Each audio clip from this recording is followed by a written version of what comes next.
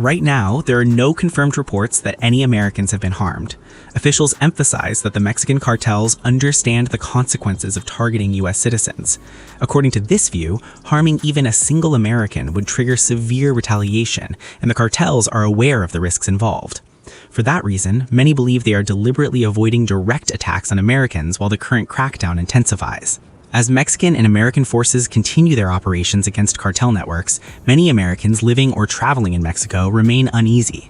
Some fear that their citizenship could make them targets for extortion or intimidation as criminal groups face increasing pressure.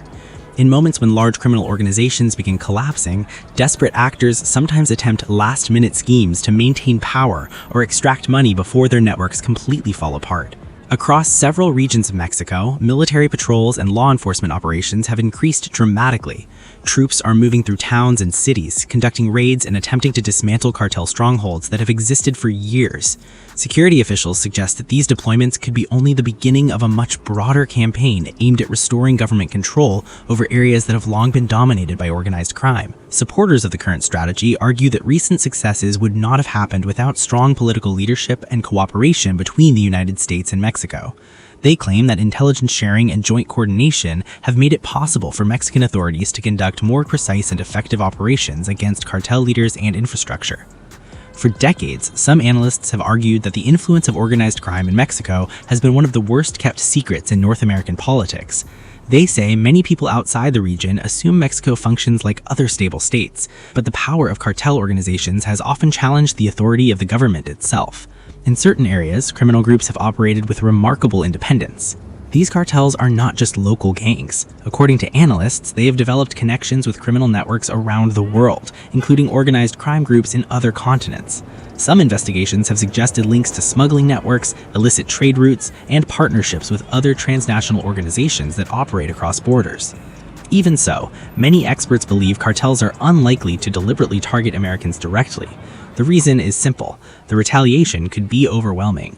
While the risk of violence still exists in areas where clashes occur, most criminal groups understand that directly provoking the United States could lead to consequences far beyond what they are prepared to handle.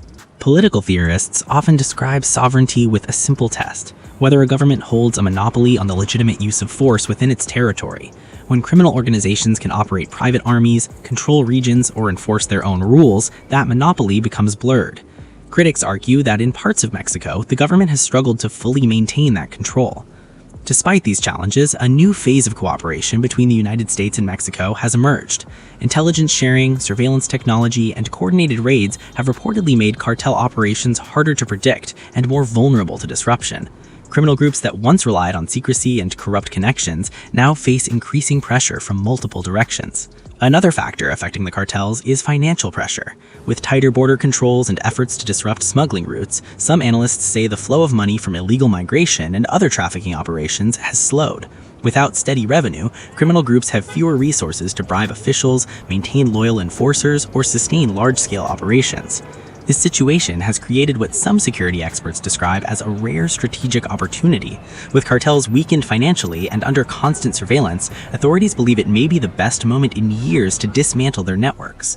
Mexican Marines and other security forces have reportedly been moving from one compound to another in rapid, unpredictable operations guided by advanced intelligence. For many observers, the deeper issue is not simply crime, but governance. When criminal organizations become powerful enough to challenge the authority of the state, ordinary citizens are often the ones who suffer most.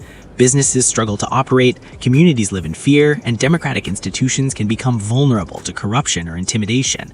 Over the years, critics have argued that political leaders sometimes avoided confronting the full scale of cartel influence. Acknowledging the problem would require confronting powerful criminal structures that had already infiltrated parts of the economy and government. As a result, the issue persisted for decades while ordinary citizens paid the price. Supporters of the current crackdown believe restoring law and order is essential not only for Mexico, but for the entire region. Organized crime networks operate across borders, meaning instability in one country can quickly affect its neighbors.